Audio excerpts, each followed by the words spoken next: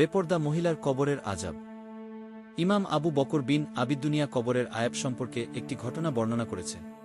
এই ঘটনাটি গিলগিট নামক অঞ্চলে এক ব্যক্তি কবরের পাশ দিয়ে যাচ্ছিল।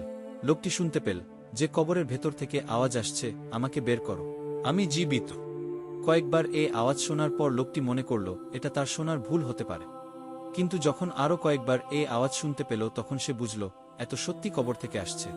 লোকটি পাশের গ্রামে গিয়ে মানুষদেরকে বলল যে সে কবরস্থানের পাশ দিয়ে যাওয়ার সময় আমি কয়েকবার কবর থেকে কারো ডাক শুনতে পেলাম, কে যেন কবর থেকে বলছে, আমাকে কবর থেকে বের কর, আমি জীবিত।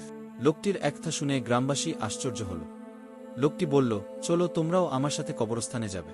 অতএব গ্রামবাসী কবরস্থানে গেল। তখন গ্রামবাসীও এ আওয়াজ শুনতে পেল।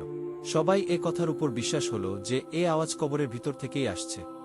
এখন সবাই নিজ কানে কবর থেকে এ আওয়াজ শোনার পর মহল্লার ইমামের কাছে গিয়ে এ ব্যাপারে জিজ্ঞেস করল, এখন আমরা এ অবস্থায় আমরা কি কবর খুলতে পারব কিনা? ইমাম সাহেব সবকিছু বিস্তারিত শোনার পর বললেন, যদি একথা আপনাদের দ্বিভাবে বিশ্বাস হয় লোকটি জিন্দা, তাহলে কবর খুলে দেখতে পারে। এরপর সাহসী কিছু লোক কবরস্থানে গিয়ে কবরটি খনন করল। কবরের মাটি সরানোর পর যখনই একটি তক্তা সরানো হল, তারা দেখল ভিতরে একজন মহিলা উলঙ্গ অবস্থায় বসে আছে, আর তার কাফন পচে গেছে এবং মহিলা বলছে, জলদি আমাকে একটা কাপড় দাও। তাকে কাপড় দেওয়া হল। কবরের ভিতর কাপড় দেওয়ার পর মহিলা পড়ল। মহিলা মাথায় ভালো করে কাপড় দিয়ে অত্যন্ত দ্রুতগতিতে কবর থেকে বের হল। তারপর দৌড়ে নিজের বাড়িতে এক কক্ষে প্রবেশ করল। পিছনে পিছনে লোকজনও এসে পৌঁছাল। লোকজন এসে দেখল কক্ষের দরজা বন্ধ। লোকজন মহিলাকে ডাকতে থাকল দরজা খোলার জন্য। মহিলা জবাব দিল, দরজা খুলব, কিন্তু যারা ভিতরে আসবে তারা কি আমার চেহারা দেখে ঠিক থাকতে পারবে? কেননা এখন আমার যে অবস্থা তা দেখে সহ্য করা সব মানুষের পক্ষে সম্ভব না। সুতরাং অত্যন্ত সাহসী কোনো লোক যদি থাকে তাহলে যেন ভেতরে এসে আমার অবস্থা অবলোকন করে। মহিলার একথা শুনে সবাই ভয় পেয়ে গেল। কয়েকজন লোক অত্যন্ত সাহসী ছিল, তারা বলল, তুমি দরজা খোলো, আমরা ভিতরে আসব। মহিলা দরজা খুলে দিল। লোকগুলো ভেতরে প্রবেশ করল। ভিতরে মহিলা চাদর দিয়ে সম্পূর্ণ আবৃত করে বসেছিল। লোকগুলো ভিতরে প্রবেশ করার পর মহিলা প্রথমে নিজের মাথার চাদর সরিয়ে ফেলল। লোকগুলো মহিলার মাথায় কোনো চুল দেখতে পেল না, আর মাথায় কোনো গোশত না, শুধু হাড্ডি। লোকগুলো মহিলাকে জিজ্ঞেস করল, তোমার মাথার চুল কোথা? মহিলা জবাব দিল, জিন্দা অবস্থায় আমি যখন ঘর থেকে বের হতাম তখন আমার মাথায় কোনো কাপড় থাকত না। লম্বা লম্বা চুল পরপুরুষকে দেখিয়ে বেড়াতাম। মৃত্যুপর যখন আমাকে কবরে রাখা হলো তখন ফেরেশতারা প্রথমে আমার চুলগুলো একটি একটি করে টেনে তুলে ফেলল। প্রত্যেকটা চুলের সাথে মাথার চামড়া উঠে গেল। সে কারণে আমার মাথায় চুলও নেই, চামড়াও নেই। অতঃপর মহিলা তার চেহারা থেকে চাদর সরাল। লোকগুলো দেখল মহিলার ভয়ঙ্কর চেহারা। মুই দাঁত ছাড়া আর কিছুই নেই, আর ঠোঁটের কোনো অস্তিত্বই ছিল না। এ অবস্থায় শুধু দাঁতগুলো দেখা যাচ্ছিল।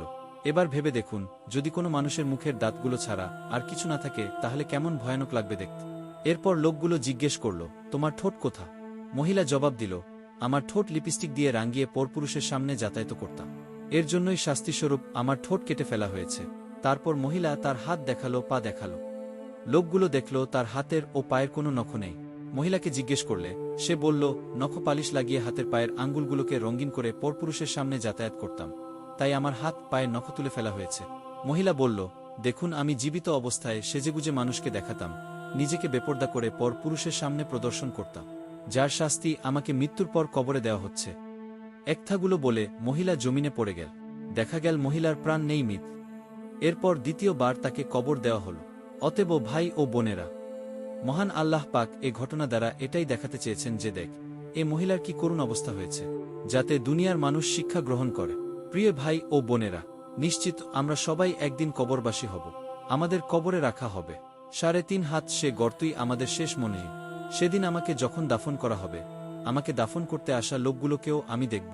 যখন তারা মাটি দেবে আমার কবরে, প্রিয়জনের কান্নার আওয়াজও কানে আসবে, কিন্তু কিছুই বলার থাকবে না। দাফন করে যখন স্বজনরা চলে যাবে তাদের পায়ের আওয়াজও কানে আসবে। এরপর ফেরেশতাগণ আসবেন। আমার আমল অনুযায়ী আমার সাথে আচরণ করা হবে। অতএব ভাইয়েরা বোনেরা, দুনিয়ার জীবন খুবই সংক্ষিপ্ত। ঠিক নেই কোনো সময় শেষ নিঃশ্বাস ফেলি, কখন আমার জানাজা উঠে যায় স্বজনদের কাঁধে। আমাদের সমস্ত ইচ্ছা, শ্রম, সাধনার সমাপ্তি ঘটবে।